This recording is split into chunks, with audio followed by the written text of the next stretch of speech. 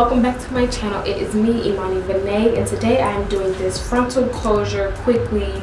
So today I have a frontal that you guys are going to see me chop up and create a closure with, which is why I kind of said that you can use a frontal or a closure in this video. It doesn't really matter.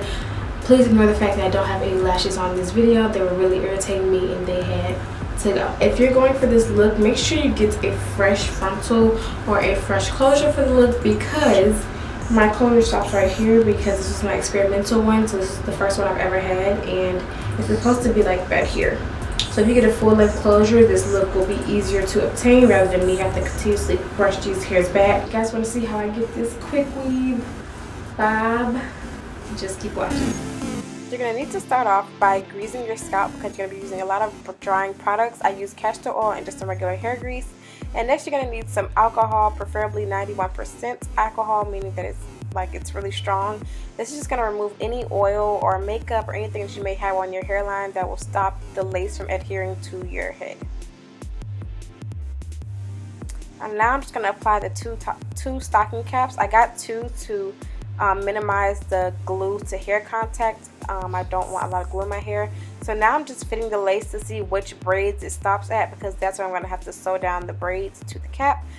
After I'm done sewing this down in a U shape, I'm going to cut it out so that the lace will show my braids and my scalp rather than showing this black cap under it.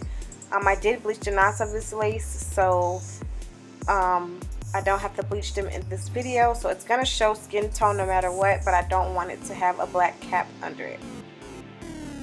So at this point in the video, I had already cut off the second layer, well, the first layer, the outer layer cap, and now I'm just sewing the outer layer to the first layer and closer to my braid so I won't break the elasticity of the cap.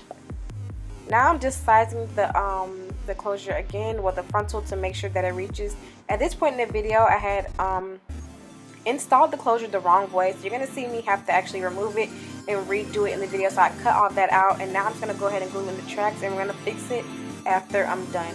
I'm going to pretty much speed through this process, but for every piece I laid it down, went from the center out to make sure that it's as tight as it can be, held it for a while, and then I'm just going to go ahead and pick up some spritz to spray across the entire track.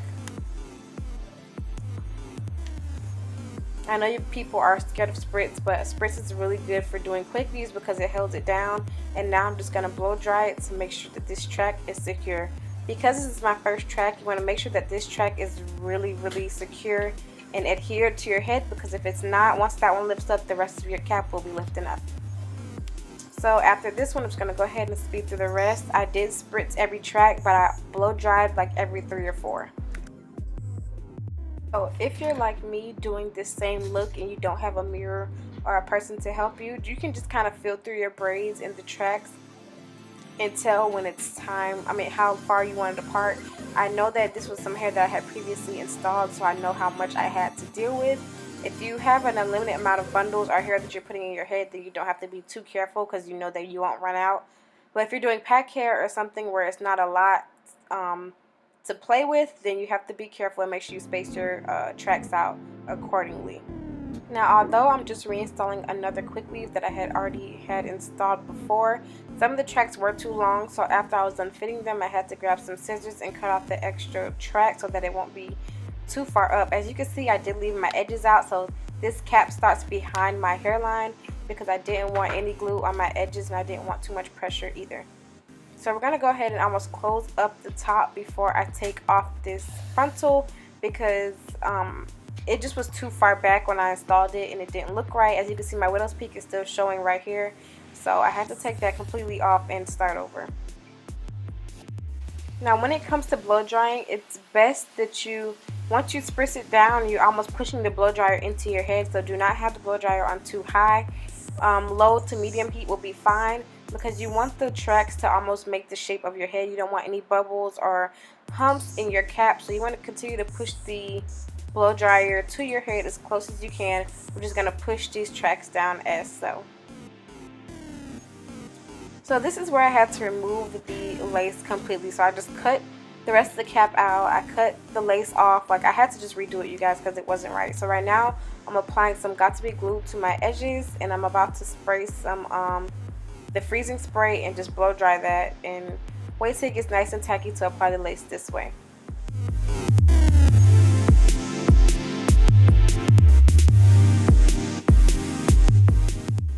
So I find that applying the gel first and then the spray and then another layer of gel and spray collectively is the best for me when it comes to what works best with this duo.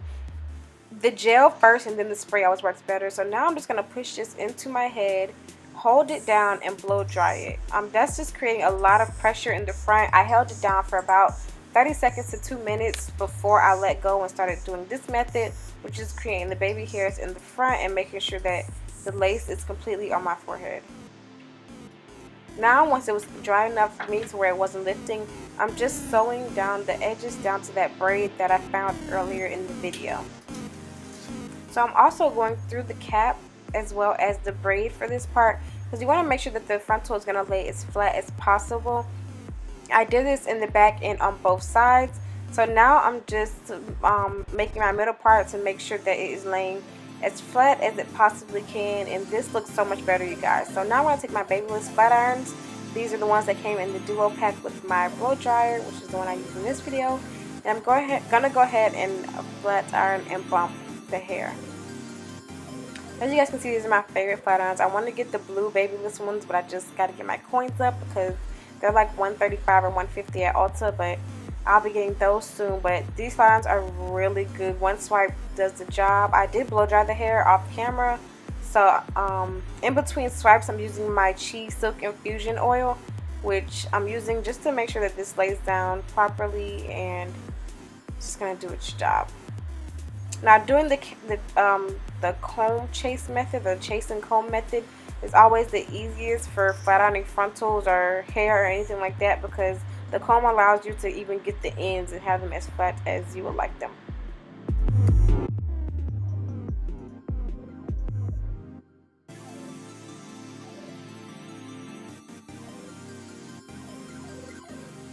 Okay guys, so I'm finally finished. Can pretty much be parted anywhere. I don't know where I want to go and part yet.